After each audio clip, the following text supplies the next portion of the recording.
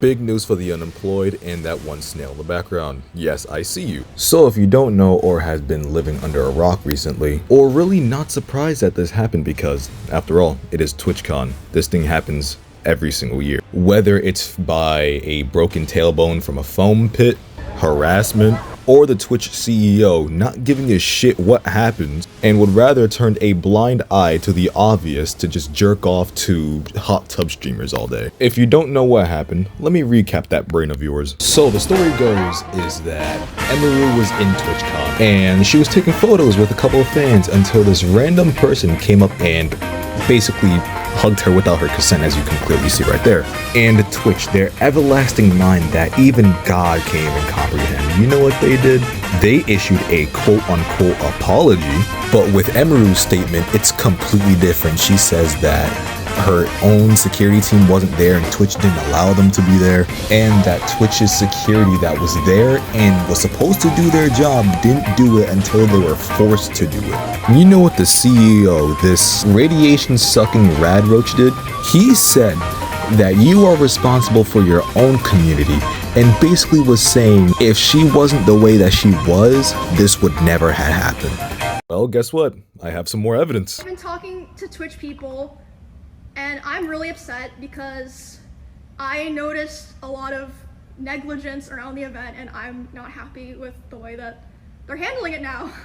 And I'm like, what do you mean? She's like, well, I asked them, you know, like, what are they gonna do about this? And you know what they said initially? They said, oh, well, he's banned from the platform for 30 days. By the way, you could still view things when you're banned.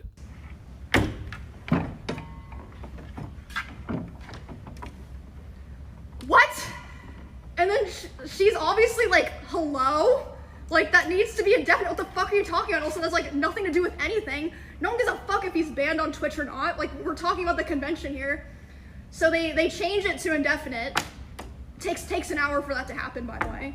These two people are the head of security for Amazon and the head of risk for Twitch.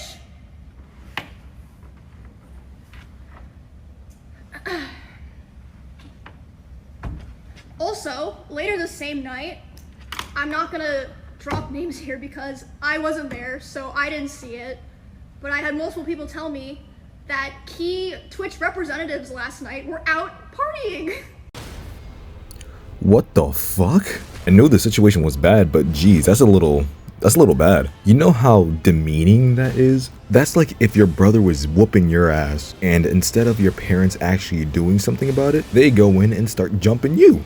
And if you think that I'm a liar and that Dan Clancy didn't say word for word that you are in charge of your own community, here he is saying it word for word. What happened? Yeah, so the safety of our creators is a top priority. The challenge we face is a challenge in today's society. It's not limited to Twitch, it extends throughout our society. I do think that when you're live streaming, in many ways, since you control your community and you can ban people, you can, make it so that those people that you don't want engaging with you and participating with you aren't there. When I use other short form content and people say all sorts of stuff, well, I can't stop that. But when I live stream, they basically don't bother me. Now, what happened yesterday obviously was something that we care deeply about, securing this environment. We're looking very closely at everything that happened. Okay, then you're just a liar because yes, you can control your community to a certain extent when you're live streaming. But when you're going out there in real life to meet your community in the flesh, you can't block people in real life.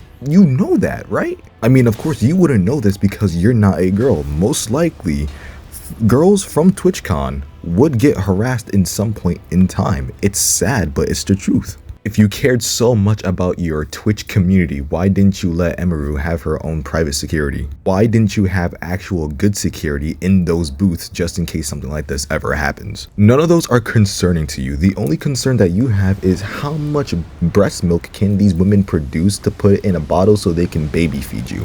And before I forget, shout out to Tori Lauren's really great podcast. I watch her sometimes. I still can't believe that he had the nerve the gall to say that this is her fault and she should control her community like they're dogs on leashes ready to bite some unwanted children. Dan Clancy is the epitome of, if I don't look at it, it doesn't exist anymore. If I was Dan in this situation, Daniel, can I call you Daniel? I'm gonna call you a bitch anyway. If I were you, I'll probably issue an apology and maybe increase security so things like this won't happen again. Because if someone could go past the booths and hug a streamer, what else kind of mischievous ideas that these cretins, these creatures of the night that have the same mental capacity as old people with dementia can think of? You know, if my memory serves me correctly, I think last year, was it, a VTuber got spiked? Yeah, I think her drink got spiked. And after that entire debacle of her going to the hospital, they want to give her now a cover to cover her drink? Dan, I'm sorry, but if one of these women get, God forbid, raped, this is all you. Anyway, that's enough yapping out of me. I'm running out of things to say and my throat is very dry, so subscribe. And if you don't, there's a bomb waiting for you.